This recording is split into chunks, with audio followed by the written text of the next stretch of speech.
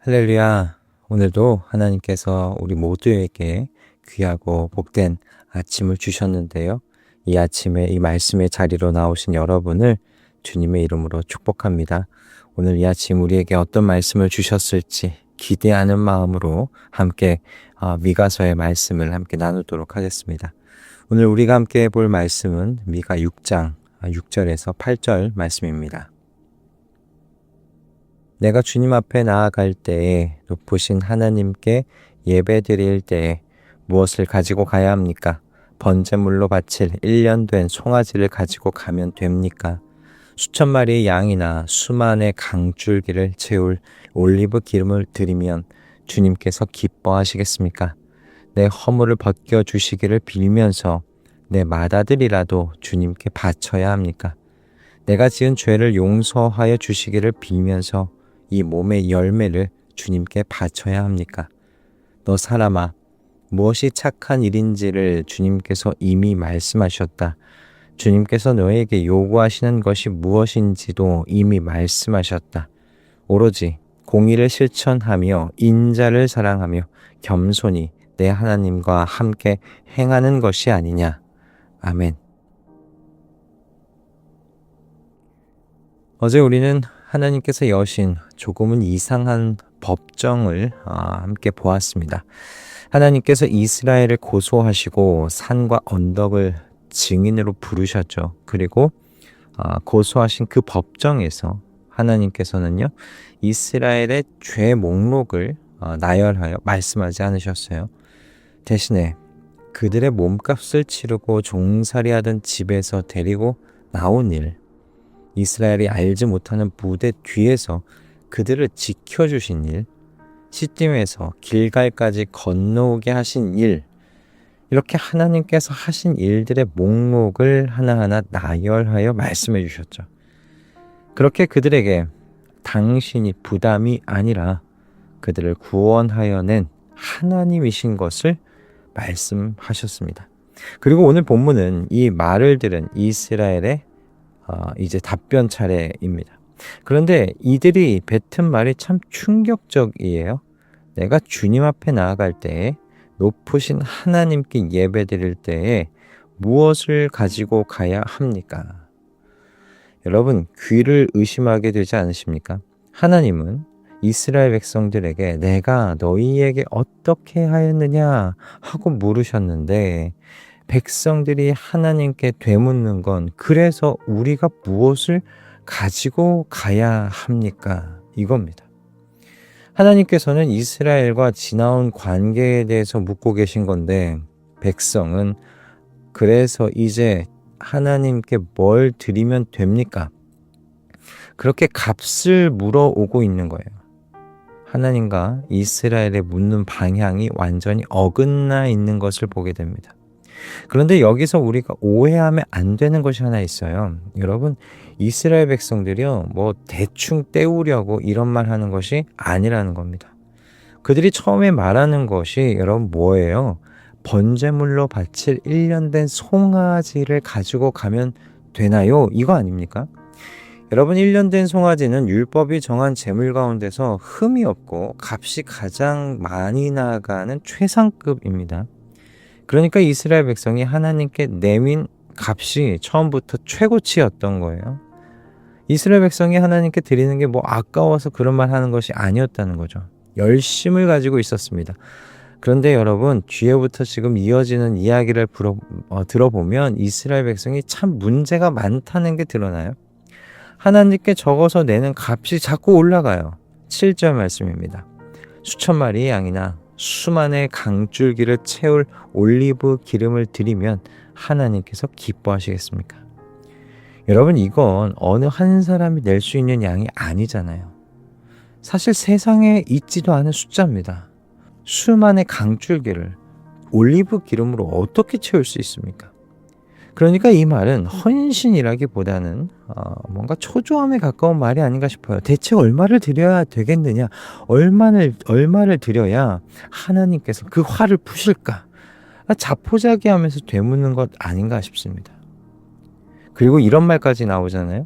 내 허물을 벗겨주시기를 빌면서 내 맏아들이라도 주님께 바쳐야 합니까?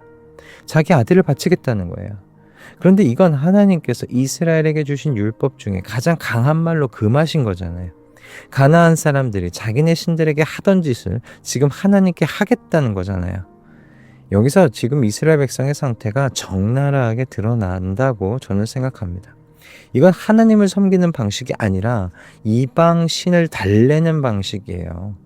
더 많은 재물을 내놔서 하나님의 노여움을 풀어보려는 이스라엘 백성의 태도인 거죠. 이런 태도를 봤을 때 더 큰 문제는 이스라엘 백성이 하나님을 도대체 어떤 분으로 지금 여기고 있느냐는 겁니다. 그들은 하나님을 이방의 신들과 똑같이 여기고 있었어요. 아니, 어쩌다가 하나님의 백성이 여기까지 추락했을까? 어제 하나님께서요, 이스라엘 백성들에게 기억하라고 하셨잖아요. 여러분, 이 말씀이 중요했던 겁니다. 하나님이 하신 일을 기억하지 않으면요, 하나님을 아는 자리가 비게 돼요. 그런데 이 자리가 그냥 계속 비어 있는 게 아니에요. 다른 것으로 대체돼요. 세상이 신을 대하는 방식이 어느새 이스라엘 백성들의 그 자리에, 빈자리에 들어와 차지한 겁니다. 이것을 통해 우리가 알 수 있는 건 영적인 것에요, 회색지대는 절대로 없습니다. 하나님께서 하신 일을 기억하는 걸 멀리 했던 이스라엘 백성, 여러분 그 밑바닥부터 세상과 닮아가 버린 겁니다. 여러분, 우리도 그럴 수 있다는 사실을 여러분 생각하셔야 됩니다. 자, 근데 이런 이스라엘 백성에게 하나님께서 그럼 무엇이라고 하시는가? 무엇이 착한 일인지를 주님께서 이미 말씀하셨다. 주님께서 너에게 요구하는 것이 무엇인지도 이미 말씀하셨다. 이미 말씀하셨다가 여러분 2번 등장합니다. 이게 무슨 뜻이냐면 이스라엘 백성이 지금 몰라서 물은 게 아니라는 거예요. 하나님께서 뭘 원하시는지 몰랐던 게 아니라는 겁니다. 하나님은 이방의 신들과 같을 수가 없으신 분이잖아요. 왜? 이방의 신, 우상들은요, 실제로 없는 것들이니까요. 미래의 일을 말할 수도 없고요. 그것을 실현시킬 수도 없는 존재들입니다. 그러니 이들이 무엇을 좋아하는지 말할 수 없죠. 그런데 이런 존재들에게 자꾸 뭘 원하느냐고 물으니 대답은 없고, 그러니까 자꾸 재물의 값은 올라가기만 하는 겁니다. 그러나 하나님은 실제 하시는 하나님이시고요, 이스라엘 백성들 사이에서 함께 사시는 하나님이십니다. 때문에 하나님은 이스라엘에게 말씀하시는 하나님이실 수밖에 없으세요. 말씀하시는 하나님께서 이미 이스라엘 백성에게 무엇이 착한 일인지, 무엇을 요구하시는지 말씀해 놓으셨던 겁니다. 그게 무엇입니까?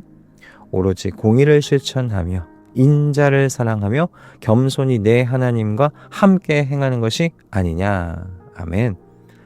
여러분, 이 말씀에 오로지라는 이 말씀, 여러분 이 말씀이 되게 중요한 역할을 합니다. 이스라엘 백성이 앞에서 하나님 앞에 내밀었던 그 재물의 목록을 이 오로지라는 말씀 단어 이 하나가 싹 밀어내 버리는 거예요. 그런 것들은 내가 원하는 게 아니야. 내가 원하는 건 공의를 실천하고 인자를 사랑하고 겸손히 나와 함께 동행하는 바로 그 삶이야. 여러분, 이렇게 말씀하시는 거잖아요. 하나님은 이스라엘 백성에게 사는 것에 대하여 말씀하고 계시는 겁니다. 여러분, 이 셋은 이스라엘 백성에게 하나님께서 뭔가 더 새로운 부과하는 짐이 아니었습니다. 이미 하나님께서 모세를 통해 주신 율법에서 여러 번 들어온 말씀이었어요. 이스라엘 백성이 하나님께서 무엇을 원하는지 몰라서 송아지부터 맏아들까지 그렇게 바치는 재물의 값을 올린 게 아니었던 겁니다. 알고 있는 그 길을 걷기 싫어서 차라리 재물을 내보겠다는 심보가 아니었을까 싶어요. 많은 헌금을 내고 내 마음대로 살 수 있다면, 그렇게 하나님의 마음을 풀어드릴 수 있다면 그렇게 살고 싶은 것이 타락한 사람의 모습이 아닐까, 마음이 아닐까 싶은 겁니다. 이스라엘 백성은 그렇게 지금 협상의 기술을 하나님께 사용하고 있는 거예요. 더 외적인 헌신을 보여드릴 테니 그 화를 거두시라 이거죠. 여러분, 이건 오늘날 우리도 종종 빠지는 함정이기도 하지 않습니까? 내게 하나님께서 화가 나셨나? 그래서 요즘 내가 하려는 일들을 지금 이렇게 막으시는가? 여러분, 그런 생각이 들면 어떤 선택을 하기 쉽습니까? 새벽 예배를 나가야 되는데 안 나가서 하나님이 화가 나셨나? 이제부터 새벽 예배를 나가야 되겠다. 주일 예배 몇 번 빠졌는데 그래서 하나님이 화가 나셨나? 주일 예배를 성실하게 드려봐야지. 11조 생활을 멈춰서 그러시나? 교회에서 시작한 특별 새벽 기도회, 그래서 좀 참석해 봐야 하나? 하나님을 어떻게 만족시켜드려서 내가 원하는 것을 얻을 수 있을까? 여러분, 결국 이런 마음들 아닌가 하는 겁니다. 한국교회가 특히 이런 함정에 깊이 빠져 있지는 않은가 싶은 거예요. 그러나 여러분, 하나님께서 요구하시는 건요, 여러분의 헌금 생활도, 기도의 생활도, 말씀을 읽고 묵상하는 그 생활도 아닙니다. 여러분, 오해하지는 마십시오. 이런 것들이 중요하지 않다는 말씀이 아니에요. 이런 것들은 우리 신앙의 기초가 되어야 하지요. 그러나 하나님께서 특별하게 지금 요구하시는 것은 사는 일이라는 겁니다. 하나님께서 말씀하신 것을 살아내는 것이요. 공의를 행하고 이웃을 사랑하고 겸손하게 나와 함께 사시는 하나님과 동행하는 것 말입니다. 그리고 사실 이것이 여러분 더 가볍고 쉬운 길입니다. 20대 청년 시절에 담임 목사님께서 해주신 말씀이 기억이 났어요. 하나님이 알려주신 길은 초입은 너무 좁아서 힘들어 보이지만 가면 갈수록 쉽고 수월하게 갈 수 있는 대로로 이어진다. 그러나 세상의 길은 그 반대다. 초입은 대로여서 쉬워 보여도 뒤로 가면 갈수록 길이 좁아져서 괴로워진다. 그게 세상의 길이다. 여러분, 하나님께서 하나님의 백성으로서의 삶을 말씀하시는 것이 어려워 보이실 수 있어요. 힘들게 느껴지실 수 있어요. 여러분, 그럴 때마다 예수 그리스도께서 우리에게 주신 말씀을 여러분 되뇌이시면서 기억하실 수 있기를 바랍니다. 수고하고 무거운 짐을 진 사람은 모두 내게로 오너라. 내가 너희를 쉬게 하겠다.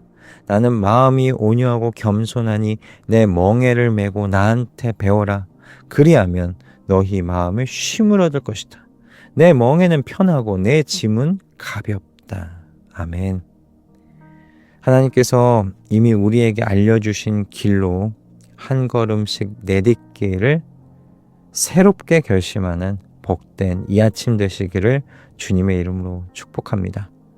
이미 알려주신 길, 그 길로 걸을 때 어떤 하나님 나라의 복락이 우리를 기다릴지 여러분 기대하시면서 하나님께서 우리에게 알려주신 그 길을 한 걸음 한 걸음 걸어 나아가시는 우리 말씀동행 가족 여러분 모두가 되시기를 주님의 이름으로 축복합니다. 할렐루야. 기도하겠습니다. 주님, 저희의 마음이 참 이렇게 죄로 물들어 있습니다. 이미 알려주신 길을 걸어가는 것이 귀찮고 싫어서 어떻게든 쉬운 길을 찾아 선택하려는 이 죄가 우리 안에 깊이 뿌리를 내리고 있습니다. 주님, 성령의 불로 이 뿌리를 살라주시옵소서. 주님께서 이미 우리에게 가르치신 그 길을 걸어가겠습니다. 공의를 행하며 인자를 사랑하며 겸손히 주님과 함께 걷겠습니다. 그러나 주님, 우리의 이 의지를 신뢰하지 않으렵니다. 우리 안에 주님의 성령으로 충만하게 하셔서 주님의 능력으로 주님께서 알려주신 길 걸어갈 수 있도록 도와주시옵소서. 오늘 이 아침 귀한 말씀을 우리에게 주신 우리의 주님을 찬양하오며 우리 주 예수 그리스도의 이름으로 기도드립니다. 아멘.